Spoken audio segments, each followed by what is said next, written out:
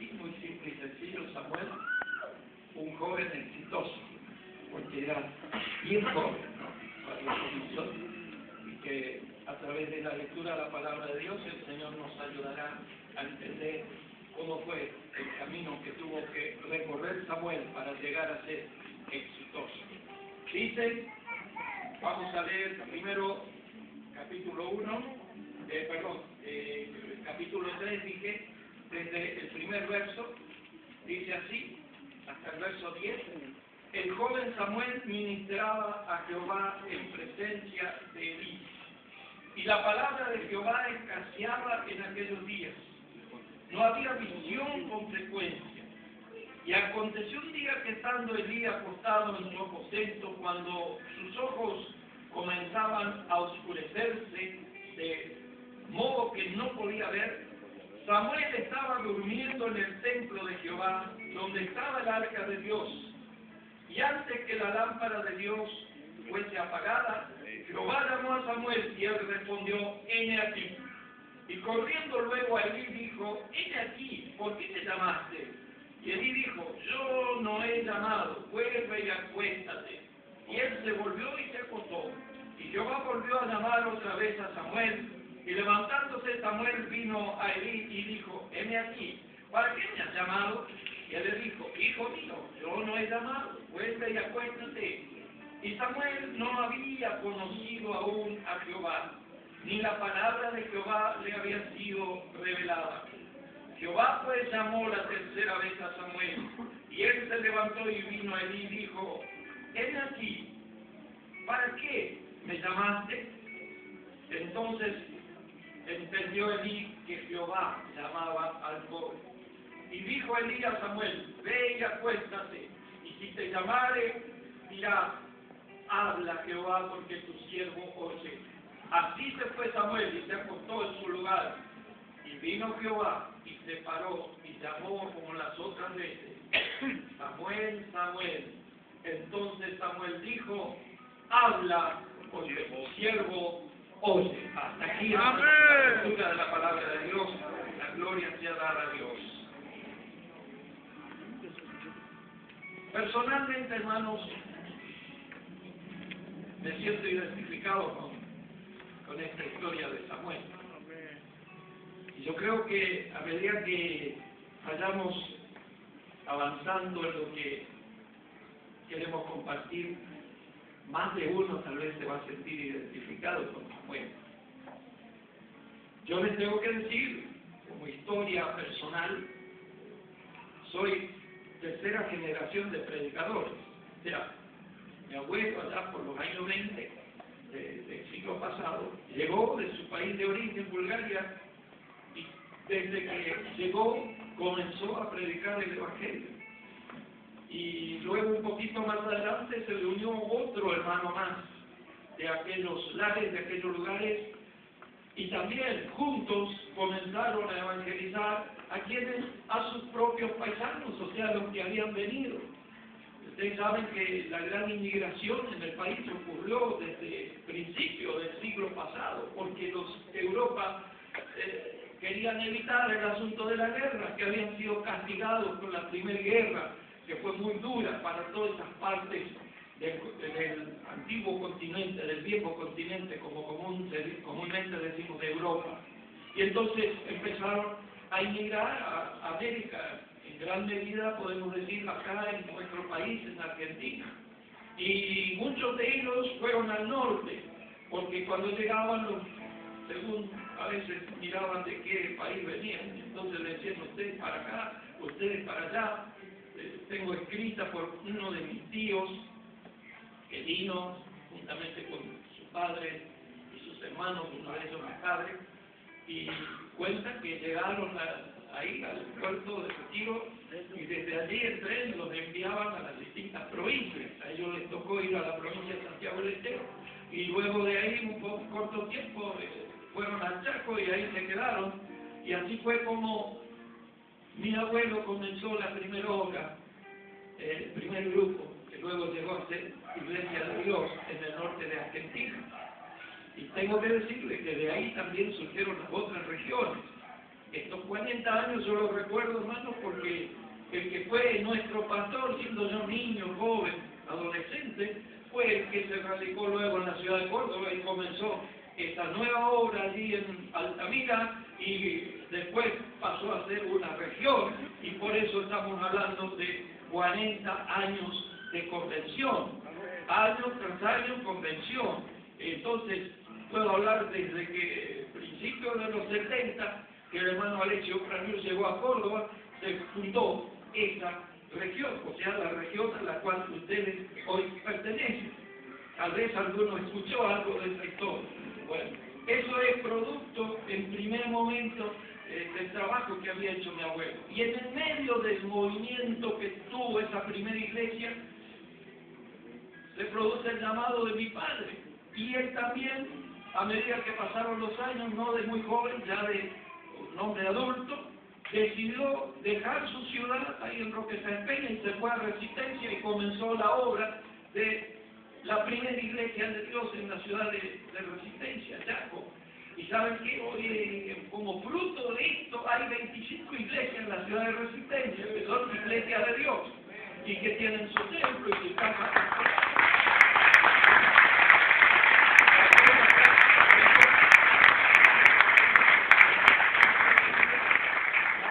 Y desde muy jovencito me decían, valga la historia, la digo para que ustedes puedan entender el producto de qué es uno. Y desde muy jovencito, todos me decían, vos vas a ser pastor. Y yo me la creí. Y me pasó lo de Samuel. ¿Cómo? No, de niño no de chiquito no, pero sí de jovencito, de adolescente. Me metí, a Samuel lo metió la mamá. ¿Se acuerdan la historia de Ana? Que lloraba, que lloraba, que lloraba, hasta que le dijo el sacerdote, a ver, si ya ligerito borrachera. Le dijo, no, estoy clamando, no se oye mi voz, pero Dios sabe que estoy clamando para que Él me dé un hijo, y si Él me da un hijo, lo voy a entregar para Dios, y lo voy a traer, y cumplió Ana cabalmente lo que había prometido, y lo trajo a Samuelito allí, a la casa de Dios. Y ahí lo encontramos en el capítulo 3, que Samuel, que dice la palabra, fielmente ministraba, iba, volvía, atendía. Pero ¿qué le faltaba? Conocer a Dios. Y por eso le digo jóvenes, porque este es un mensaje para los jóvenes especialmente y para los padres también, porque aquí hay una familia que apoyó a ese jovencito desde que lo entregó al sacerdote y una madre que año a año estaba ahí para apoyar a su hijo.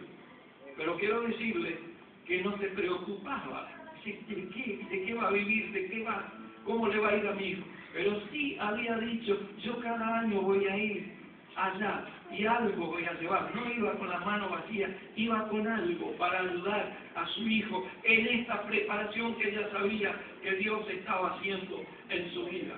Pero ese jovencito iba y venía y hacía todas las cosas que tenía que hacer, pero no conocía a Dios. Y yo le estoy hablando de mí mismo, hermano, cuando digo esto. Es casi como decirle mi testimonio. Ministraba, ayudaba, ¿sabes? Cuando mi padre comenzó la obra, y yo miraba y decía, ¿qué es esto? Él comenzó con nuestra familia, una iglesia que después llegó a tener 1000 miembros. Pero comenzó con la familia, como le está pasando a muchos de los que están acá, como les pasó a varios pastores que están aquí. Comenzó con la familia. Es como la historia que tiene acá el pastor local, y no sé, todos los que le pregunten esta noche van a decir, es mi historia, allá en aquel lugar, en aquella ciudad, comenzó. Y yo decía, bueno, yo aunque sea, voy a hacer una tarea. Tenía mis hermanos mayores, soy el tercero, el mayor tocaba el acordeón, como antes, si no había un acordeón, no era iglesia, hermano. Estoy hablando de los años 50, 60, no sé, algunos no tienen idea de esto, pero tal vez algunos sí que han conocido hace años la palabra de Dios, han estado en iglesias, así como hoy vemos toda esta instrumentación que nos ayuda a adorar, a alabar a Dios.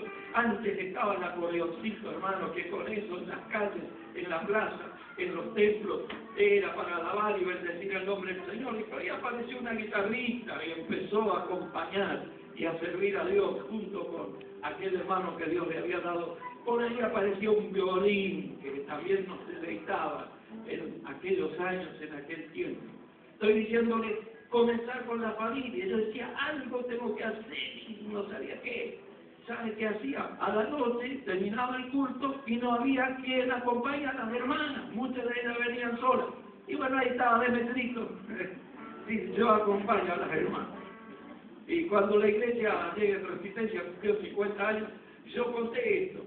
Y digo, me parece que hay una hermana, y estaba la hermana allá, que era una jovencita, y levantó su mano, y yo me quedé contento, dije, bueno, estoy diciendo verdades. Con eso, bueno, y otras cosas que uno comenzó a hacer, hasta que fui, me preparé, y las cosas iban muy lindo, me casé. Hace 47 años estoy diciendo esto, ¿no? Cuando me casé. Pero ya estaba, bueno, yo creía que eso era. Tenía que estar, y andaba, y visitaba, y enseñaba, y varios se formaron, hasta que es nuestro superintendente. Ese fue mi alumno. Mire, ¿qué le parece? Pero ¿qué pasaba, hermanos? Yo quiero hablar de esto porque yo sé que hay necesidad de esto, hermanos. Estamos listos para apoyar a los jóvenes, estamos listos. Yo soy el número 1, hermano. He enviado al Instituto Bíblico jovencito de 16 años que hoy me ministra para la gloria de Dios. Queremos esto, hermanos. Ahora necesitamos.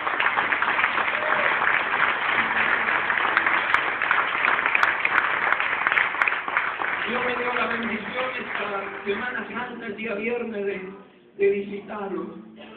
Está al frente de un instituto bíblico y está pastoreando. Y de poder estar con él y decir, este es el chiquito de 16 años, para más bajito así. Imagínense, ahora parece que tiene 15, pues ya está con 30 y algo de edad, ¿no? Y me decían, pero ¿cómo si no tiene 18 años? No importa, Eduardo. Gracias, el director ya del instituto. Tenémelo como oyente a este, tenémelo como oyente. Ya que tiene 16, tenerlo como oyente, cuando cumpla 18, ahí habilitarlo. Gracias a Dios que enseguida se dieron cuenta de que Dios algo estaba haciendo en él, y terminó siendo uno de los mejores alumnos, y que se olvidaron de los 16, 18 años. Y hoy está sirviendo al Señor y se ha preparado, y esa es una bendición tremenda. Pero tengo que hablar de esta realidad, hermanos, porque yo he vivido esto y no quiero que nadie viva, que ningún joven viva esto, que ningún joven sienta una responsabilidad tal que sirve lo que hace para otros, pero que no le sirve a él, porque no conoce a Dios. Porque no tiene una experiencia, no tiene una vivencia con Dios. Hermanos, hay ejemplos clarísimos en la palabra de Dios. Yo quiero desafiar en esta noche a la juventud, decirle, si estás haciendo algo, seguí haciendo lo que estás haciendo. Pero sobre todo quiero decirte, así como Samuel tuvo una experiencia personal con Dios, así es necesario que cada uno de nosotros, no porque nuestros padres, no porque nuestros tíos o nuestros familiares lo somos automáticamente. Yo puedo decir, ni mi abuelo ni mi padre automáticamente me dieron esto. ¿Sabe cómo llegué a esto? Después de pasar una de las crisis más fuertes que se pueden vivir en la vida personal. No que me haya ido demandado por ahí, pero sí que había andado fuera de lo que Dios quería, sí, tengo que decirlo. Y entonces llegó un momento, un tiempo tal que nada me servía. ¿Dónde estaba? Estaba con la familia, no me servía. Estaba en la iglesia, no me servía. Estaba en las cosas que tenía que hacer, no me servía. Hasta que Dios permitió algunas cosas muy fuertes y que yo no quiero que nadie pase. Tan fuerte fue que yo doy este detalle nomás. Durante 7 días, hermanos, yo no dormí. ¿Qué le parece? 7 días. Yo sé que el enemigo se aprovechó mucho, influyó mucho. Era increíble, pasaba un día, 2 días, 3 días, 4 días. Y no, yo dije, cuando ya noté que esta era una crisis profunda, dije, Señor, yo enseño tu palabra. Señor, yo sé a través de tu palabra que tú puedes cambiar y trastocar toda situación. ¿Y sabes qué hice? Me propuse cada día, en cierta hora de la tarde, ir en oración a Dios. Pero no fue de un día para otro. Y eso quiero decirle, que la búsqueda no es así, decir, bueno, yo voy, me arrepiento y digo y hago, no. Fueron días, un día, 2 días, 3 días, 4 días, así como el muro de Jericó, más o menos así. Al 7º día, postrado en piso, hermano, con la cara en el piso, ¿no? En una parte alta de la casa, clamando y pidiendo al Señor. Y allí vino a mi mente un pasaje de la palabra, hermanos, que fue la expresión de aquella mujer cuando el Señor en cierto modo le dijo que no podía darle el alimento, ¿no es cierto?, que tiene que darle a los hijos, a los perrillos. Pero ella dijo, aunque sea las migajas, es suficiente para mí. Ese pasaje llegó a mi mente ahí cuando estaba en el piso. Y ese fue el momento en que yo conocí al Señor. En que Dios hizo que se rompa el cántaro, como decimos comúnmente en nuestro lenguaje, que se derrame una vida en la presencia del Señor. Y ahí viví las cosas que nunca antes había vivido, hasta un cántico espiritual. ¿Sabe que naturalmente yo no puedo empezar un coro? ¿Qué le parece? Hace 50, 60 años, desde que me acuerdo de mi iglesia, cantando los coros. Usted me pregunta, ¿cómo empieza este coro? No sé. Pero si me lo empieza la hermana esta que está graciosamente, por don de Dios lo hace, yo la voy a seguir, voy a cantar. No puedo saltar ya. Yo, como hacía mi hermano David, que es tremendo, no puedo saltar, porque ya quedaría un poco ridículo, porque la rodilla, que no, todo lo que uno trae. Pero sí me gozo por el que lo hace. Y no, a mí no me es incómodo, hermano, ninguna forma de alabar a Dios. Aleluya. No tengo esa estructura de decir solo así, solo así. No, esto no es. Si usted lo siente, alabe a Dios, glorifique a Dios. Y yo le voy a seguir. Voy a cantar, voy a palmar, sí, eso, con mucho gozo, con mucha alegría. Pero no me pida que empiece un coro. Porque nos vamos a ir para allá y para acá, y para allá y para acá, no sé cómo después lo van a arreglar si yo empiezo un coro. Pero ese día, hermano, de la presencia, cuando conocí a Dios, así como Samuel cuando conoció a Dios, cambió la historia, cambió toda la situación. Tuve que pedir perdón a mi esposa, a mi hija mayor, la otra era muy pequeñita, a los hermanos, a todos. Dios me levantó en la congregación. Me decía un sobrino, tío, vos no tenés idea lo que pasó ese día. Dice, cuando te levantaste, yo estaba con tanto temor, hermano, porque ni sabía lo que iba a decir. Pero ahí el Espíritu de Dios tomó mi vida, tomó la congregación, y yo pude contar mi testimonio sin que nadie se dé cuenta de lo que yo decía, porque estaba tomada por la presencia del Señor. Y decía este joven, hoy es un profesional, me dice, tío, sobre tu cabeza yo veía una aureola. Yo a los 20 años me enteré, yo no sabía por qué la congregación estaba tan atenta. Fíjese, había sido que Dios en su misericordia les hizo llamar la atención a algunos, no sé si a todos, por lo menos él me dijo eso. Dice, y entonces yo me daba cuenta que la congregación estaba muy atenta.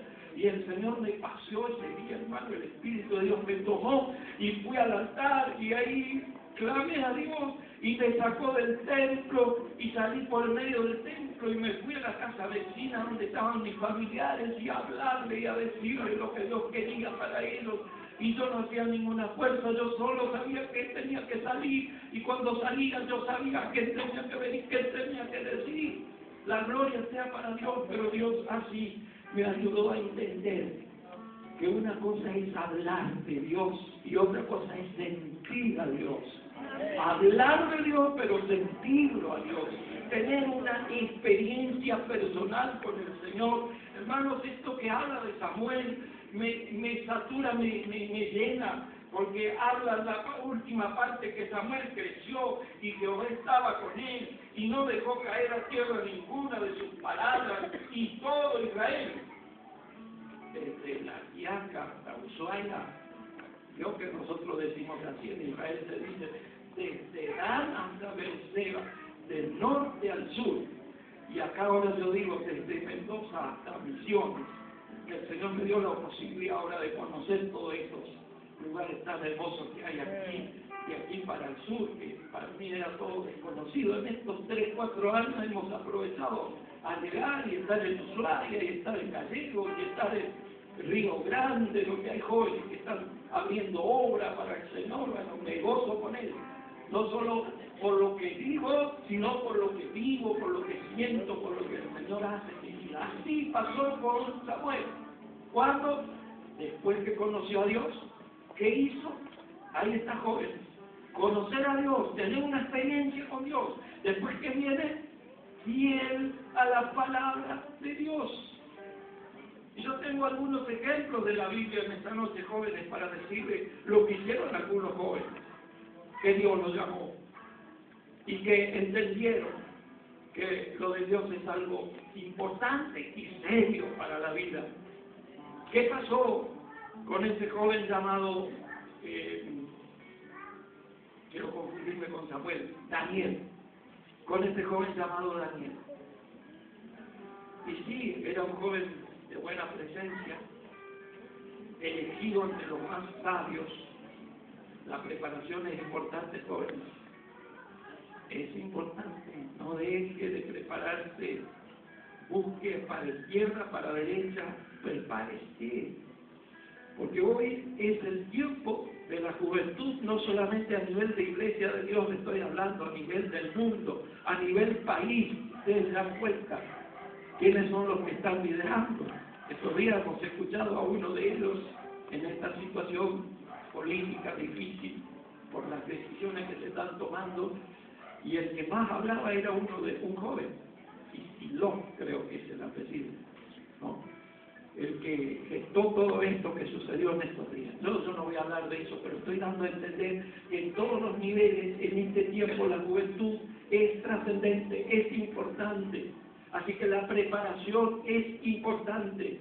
Samuel comenzó a interiorizarse en la palabra de Dios de tal manera que dice, no dejó caer ninguna de las palabras de Dios. Era esencia de Dios lo que transmitía. Y por eso, lo que todos queremos, llegó a ser famoso. Desde un extremo, desde el extremo norte al extremo sur del país. Así fue en el caso de Daniel. Fue preparado, fue enseñado en todas las cosas, de tal manera que lo llamaron no primero por su capacidad espiritual, sino por su capacidad intelectual, por su capacidad, diríamos, de distintos dones o talentos que seguramente tenía. Y entonces cuando llegó de parte del rey seleccionar a los que los llevaban cautivos, seleccionaron y lo encontraron a Daniel como el ideal para cumplir la tarea que tenía que hacer ahí junto con el rey. Pero ¿qué pasó con Daniel? Perdón, la confusión que a veces me hace de los dos nombres. Con Daniel, que desde el comienzo le propuso no contaminarse con las cosas que eran presentadas en ese lugar. Y jóvenes y hermanos mayores, yo cuando digo jóvenes, yo me siento joven, hermano. Ya próximo a cumplir 70, soy más joven que antes, aunque no lo crean. Pero es así. Yo creo que acá cuando digo jóvenes estoy hablando solamente de 18 a 20 o de 17 a 23. No, estoy hablando que se siente joven de espíritu. Que eso es sumamente importante. Yo me siento parte de eso. Pero digo jóvenes, ahí está el secreto para el éxito. Una, no dejar caer ninguna de la palabra de Dios. Dos, proponerse. Esto ya no es una obra directa de Dios, es una decisión decisión personal que debemos tomar en este tiempo, no contaminarnos con las raciones que el mundo nos presenta. Y todos sabemos que la juventud es fácilmente atrapada, porque todo lo que se está preparando en ese tiempo es no solo a los jóvenes, sino a los adolescentes y a los niños, atraparlos desde su temprana edad con toda la contaminación que este mundo tiene. Y por eso entramos en todas estas cosas a las cuales gobernantes y otros están entrando, porque dicen, es lo que pide la juventud.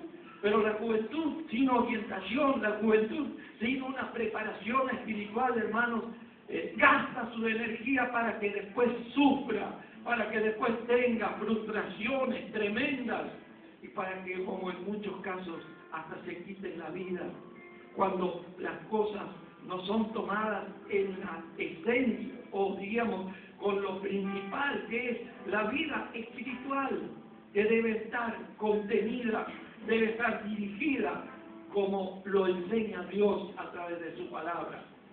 Y yo veo en el caso de Daniel, hermanos, no solo en él, sino en sus compañeros, que pasaron muchas pruebas.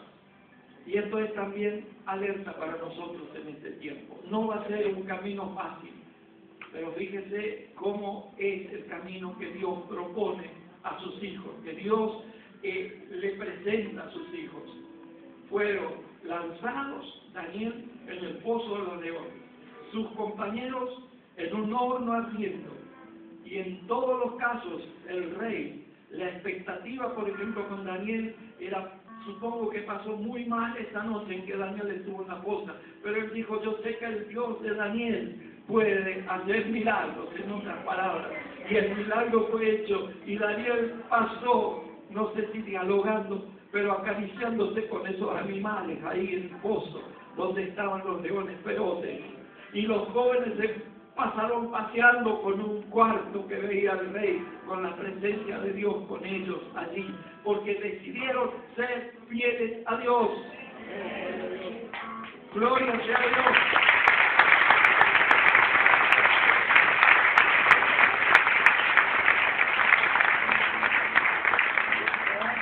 Y otro que quiero mencionar en esta noche tiene que ver mucho con nuestro tiempo.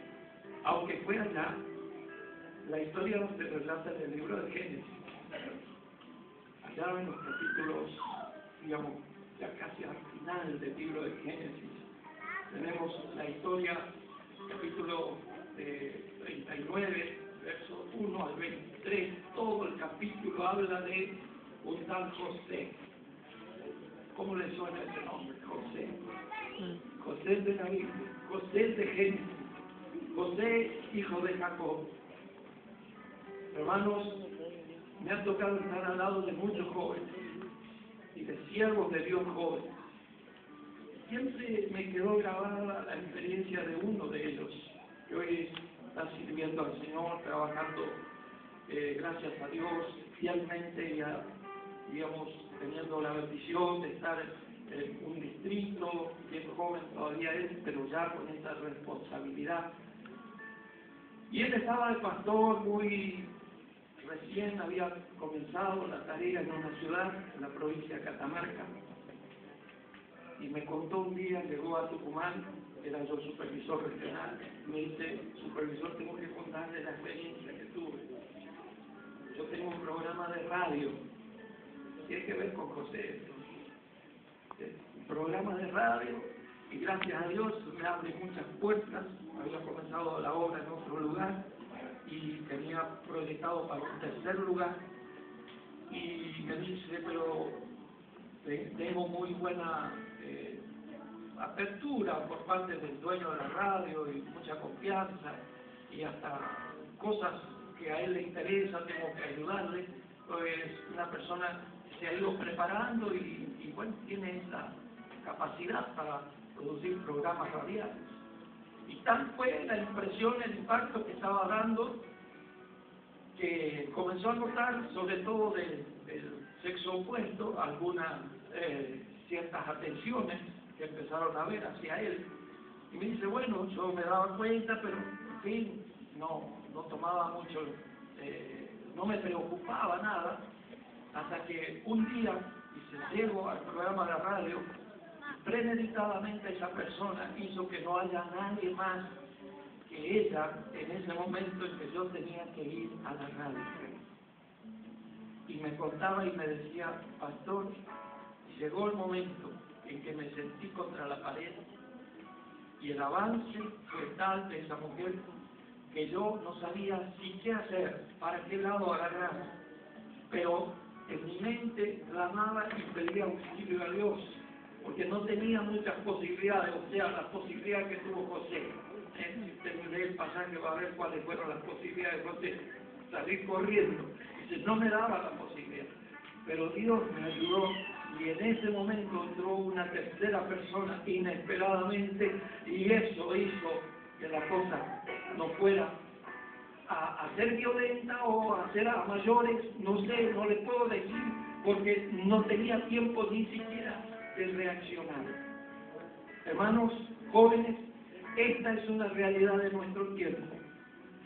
Varones, mujeres, la atracción del sexo opuesto, la atracción de una persona llamativa, de una persona bien puesta, de una persona atlética, de una persona muy llamativa, como una dama muy bella, en fin, pueden ser motivos para que aquello que Dios quiere hacer con nosotros se detenga. Puede ser el motivo para que haya un fracaso, puede ser el motivo para que haya una separación, en el caso de los que estamos casados, puede ser el motivo para que se destruya una familia, como sucede a veces.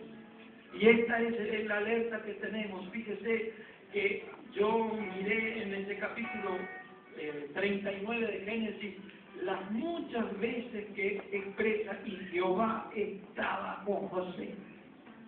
Y Jehová estaba con José, 1, 2, 3, 4, no sé cuántas, en total no sé cuántas, pero cerca de 5 veces el pasaje marcaba y Jehová estaba con José. Estuvo con José cuando los hermanos lo vendieron, estuvo con José cuando fue llevado al faraón para allí entonces negociarlo, estuvo con José cuando hubo que descifrar un sueño, estuvo con José en muchos momentos, pero llegó en esta ocasión también a estar con José y poner en José, decir, huye José porque otra no te queda. Y esto puede significar mucha risa a la vuelta. Esto puede significar como perder esencia masculina, el decir no y salir a correr como hizo José. Pero este es el tiempo, hermano, en que tenemos que decir no a todo aquello que está fuera de la palabra de Dios. Y mis hermanos, tengo que avanzar un poco más y decir, hoy, lo que antes se decía, perdónenme, pero voy a usar la expresión porque ya se dejó de decir, expresiones que antes decíamos cuando en el noviazgo se daba la convivencia. Bueno, ahora se dice somos novios, pero ya están conviviendo. Novio tiene un significado y concubinato es el otro. ¿Me entienden, hermanos? Yo tengo que decir esto. Porque jóvenes es en esa etapa donde vienen las tentaciones, donde vienen lo fácil que el mundo nos dice, o el hecho de que tengas que exponerte ante tus compañeros si estás en un colegio, en una escuela, en una universidad y decir, esa es tu novia, ¿y dónde viven? No, ella vive con sus padres, yo vivo con mis padres. ¿Y cuándo se ven? Y bueno, tenemos nuestros días que salimos juntos, andamos juntos, pero después ella vuelve a su casa y yo vuelvo a mi casa. Y puede producirse una risotada en el medio, o una burla, o una exageración de decirte santulón y cosas semejantes, pero si sos fiel a la palabra de Dios no vas a dar ese paso en falso que después te va a traer angustia, desesperación.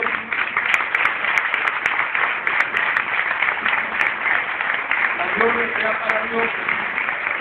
Este es mi consejo de ya un abuelo que pasó la etapa de sus hijas porque se casaron en el Señor y que tienen su familia familia y que sirven a Dios. Una de ellas está al frente de una nueva obra, otra de ellas está colaborando en la iglesia y los yernos están sirviendo y trabajando en la obra del Señor, pero están los nietos. Y con mi esposa a veces tenemos esa carga de orar por nuestros nietos. Los padres lo hacen, los padres hacen su parte, pero como abuelos, aportarle a ellos, mostrarle a ellos, ayudarlos a ellos. Esa es la tarea que como padres, abuelos tenemos en este tiempo para que nuestros jóvenes no sufran lo que sufre el mundo, lo que vive el mundo. Y hermanos jóvenes, queremos dejar este legado. Queremos soltar esa cadena que ya apenas los sostenemos en algunos casos por los años. Queremos que ese eslabón esté bien firme para seguir estirando la cadena que no se debe terminar hasta que el Señor venga, hasta que el Señor llame a su pueblo. Y yo pienso que, hermanas jóvenes y hermanos jóvenes, en este tiempo Dios está poniendo sus ojos sobre vuestras vidas. Este gran desafío que tenemos en el país, ya no solo en una región, en una zona, sino en todo el país, y aún en países lejanos, como la vivencia que ha tenido este joven en la India, y muchos otros de nuestros jóvenes que van a otros continentes porque el Señor los está llamando. Pero también hay pueblos y ciudades en La Pampa, en Córdoba, en Río Negro, en Neuquén, donde me queda San Luis, todas las provincias de Cuyo, todas las provincias del sur, todas las provincias del norte de esta región. Hay ciudades y ciudades. La provincia de Córdoba es la segunda del país, después de Buenos Aires. Y hay cientos de ciudades. La provincia de San Luis, la provincia de Mendoza, la provincia de Río Negro, ciudades que están esperando que alguien vaya a predicar el Evangelio. Yo sé que hay otros hermanos, hay otras iglesias, y yo adoro y alabo a Dios. Hermanos, siempre que tengo la oportunidad, oro por todas las puertas abiertas en la ciudad, que ninguna congregación se sienta menos, sino que proclame el Evangelio. Pero no es suficiente, evidentemente. Si usted mira acá mismo, barrios acá, barrios allá, es un desafío. Y somos los jóvenes, los que nos sentimos jóvenes, los que todavía podemos hacer algo para que sean menos los que terminen sufriendo por la eternidad. A eso fuimos llamados como iglesia. Y seguro, joven, ahora sí me dirijo a los jóvenes realmente de edad. Compañeras y compañeros tuyos están sufriendo, están padeciendo. Y este es el tiempo en que, para hablarles, hagan lo que hizo Samuel, no dejar caer ninguna palabra de Dios para tu vida. O lo que hizo Daniel, proponernos no contaminarnos con las cosas de este mundo. Y lo que hizo José, cuando te acorrale algo, salí, huí, mirá para el otro lado y decirle gracias, Señor, porque me salvaste, porque no caí en los lazos de aquel enemigo que está esperando el fracaso para después reírse de mí, para después gozarse porque uno cayó en sus redes.